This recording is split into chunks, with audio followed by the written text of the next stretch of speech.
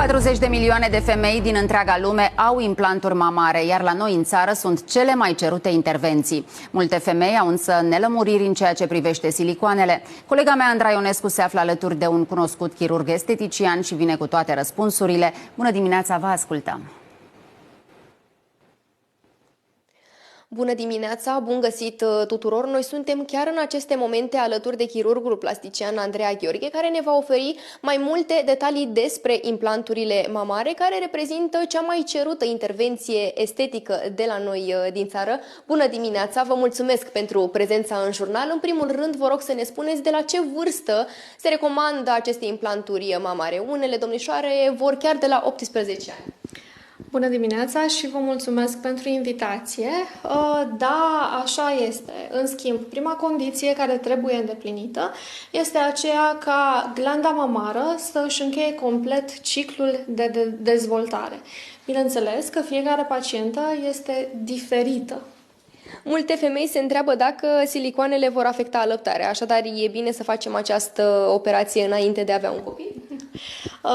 Într-adevăr, majoritatea pacientelor care întreg pragul cabinetului sunt paciente care au trecut printr-o sarcină, printr-o alăptare și nu, implantul mamar nu afectează alăptarea. De ce? Pentru că noi, prin abordul chirurgical pe care îl avem, nu interceptăm în cadrul disecției glanda mamară. Ea, practic, continuându-și activitatea fără niciun fel de problemă. Cât de mult contează tipul de implant și cât durează recuperarea după o astfel de intervenție? Pe piață există mai multe tipuri de proteze mamare, fiecare cu indicație diferită. Aici aș vrea să vă prezint proteza cu formă anatomică și, de asemenea, proteza cu formă rotundă.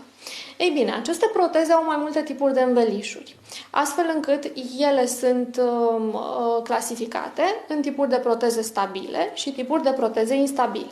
De ce stabile? Pentru că, dacă observați pe suprafața acestui implant, avem un înveliș din poliuretan care se simte la palpare ca un burețel și, prin intermediul acestui înveliș, implantul, practic, aderă la țesuturile adiacente, astfel încât nu permite mișcarea de rotare.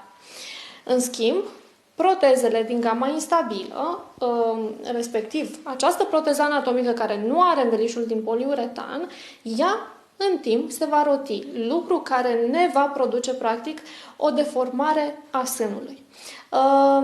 Bineînțeles că există diferențe și în cadrul recuperării în aceste două cazuri diferite, pentru că o proteză stabilă ne permite mișcarea brațelor chiar imediat post-operator deasupra umerilor. În cazul unei proteze instabile, care în momentul în care antrenăm mișcarea brațelor și antrenăm una din inserțiile mușchiului mare pectoral care se află pe braț, practic facem ca proteza să se deplaseze și nu ne dorim acest lucru. Legat de recuperare, pacienta pleacă foarte bine imediat a doua zi post-operator din clinică, dar reinserția socială completă se face între 10 și 14 zile. Și la final aș vrea să ne spuneți la ce perioadă de timp ar trebui să schimbăm silicoanele și ce costuri suplimentare presupune această intervenție. Atât timp cât nu apar probleme în evoluție, nu este necesară schimbarea implanturilor mamare. Dacă apar rupturi intracapsulare ale implantului mamar sau probleme legate de capsula periimplant, apariția contracturii capsulare, atunci se recomandă schimbarea protezelor mamare.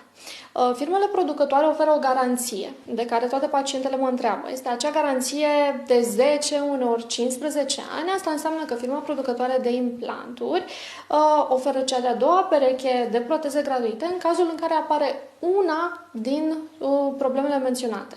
Dar altfel, intervenția este pe viață, tocmai de aceea trebuie să alegem bine informat și să ne luăm decizia cu încredere. Vă mulțumim frumos pentru toate informațiile din această dimineață. Atât de aici, la revedere!